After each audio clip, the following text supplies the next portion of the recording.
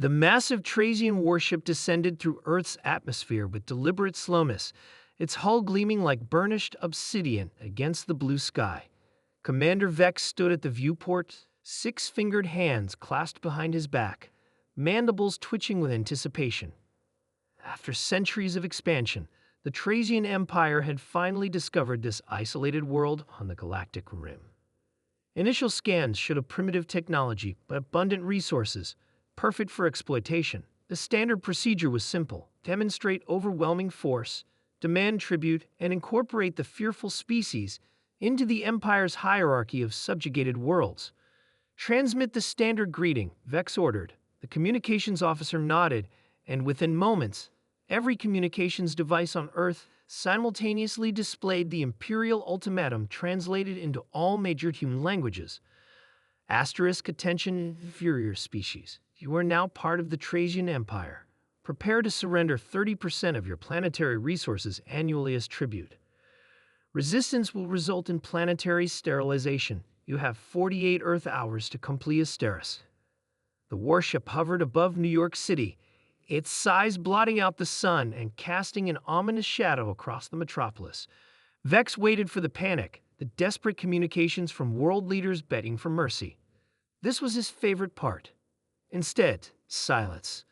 No response, Commander. The communications officer reported after several minutes. Vex's mandibles clicked in annoyance. Send a demonstration of power. Target their largest uninhabited landmass. Fire a low-yield plasma burst. Before the order could be carried out, a human voice came through the communication system. This is Admiral Tom Roberts of the United Earth Defense Force. We acknowledge your message and request a meeting to discuss terms. Vex chittered in amusement. Very well. Send a shuttle to retrieve their representatives. When Admiral Roberts and General Maria Garcia were escorted onto the bridge, Vex was surprised by their calm demeanor. Humans were smaller than he expected, but they carried themselves with unexpected dignity. Welcome to the Empire, Vex announced. I trust you're here to discuss the logistics of your first tribute payment. Admiral Roberts smiled thinly. Actually, we're here to clarify a misunderstanding. Earth doesn't pay tribute. Vex's translator must be malfunctioning. Perhaps I wasn't clear. This isn't a negotiation. The Empire has conquered thousands of worlds. Your primitive technology cannot hope to. We know about your empire, General Garcia interrupted. We've been monitoring your communications for decades. Your expansion strategy is quite predictable. Vex felt a flutter of unease. Impossible. Your species has barely achieved spaceflight. Roberts shrugged. We're good at keeping secrets. We decided long ago to maintain a low profile until we understood the galactic political landscape. Enough of this absurdity, Vex snapped. Look outside. My warship alone could level your largest cities in minutes.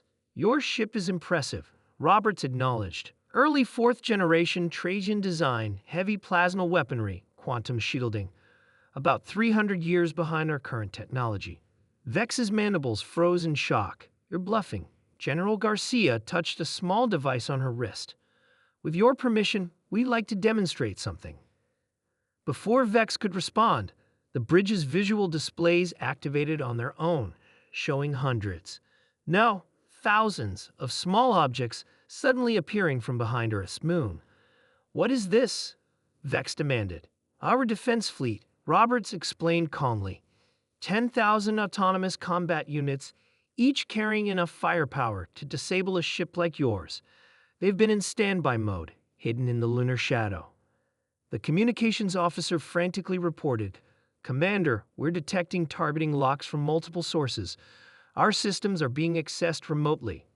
Around them, the ship's lighting flickered momentarily. Just a small demonstration, Garcia said. We temporarily accessed your propulsion systems. Don't worry, we restored them immediately. Vex felt cold fear crawl up his spine. How is this possible? Your species shows no evidence of such technology. Roberts smiled. Humanity learned caution early in our development. We've had our share of conquerors throughout our history. We decided that when we reached the stars, we would appear harmless while developing our defenses in secret. But our scouts reported exactly what we wanted them to see. Garcia finished. The visible technology on Earth is merely what we show the galaxy. Our actual capabilities are somewhat more advanced. A new alert sounded on the bridge. The tactical officer's voice trembled as he reported, "Commander, we're detecting energy signatures from Earth's surface. Defensive systems activating globally. Our sensors indicate weapons technology, at least 2 generations beyond our own." Vex looked back at the humans. "What do you want?" "We'd like to propose a different relationship," Roberts said. "Not as tribute payers, but as trading partners. Earth has much to offer the galaxy through peaceful exchange." "And if I refuse?" Vex asked, already knowing the answer. Garcia's expression hardened slightly. "Then we would demonstrate why attempting to conquer Earth would be the worst mistake in your empire's history." 3 days later, Commander Vex stood before the Imperial Council, his career in ruins, as he explained how humanity had not only rejected their demands, but had forced the Empire to sign its first equal treaty with a supposedly primitive world. "They call it hidden development theory," Vex explained. "They deliberately maintained a primitive appearance while advancing their technology in secret. Our intelligence estimates they are at least 5 centuries ahead of our projections." The council members buzzed with alarmed conversation. "And now they wish to send ambassadors," Vex continued. "They speak of trade, cultural exchange, and mutual defense." "Defense against what?" an elderly counselor demanded. Vex's mandibles trembled slightly. "They mentioned threats from beyond the galaxy's edge. Threats they'd been preparing for while we've been collecting tribute." As the council chambers erupted in panic, Vex couldn't help but appreciate the irony. The Empire had sought to conquer a seemingly helpless world, only to discover they had awakened a sleeping giant, one that might ultimately become the savior of them all. Humanity had surprised them badly indeed.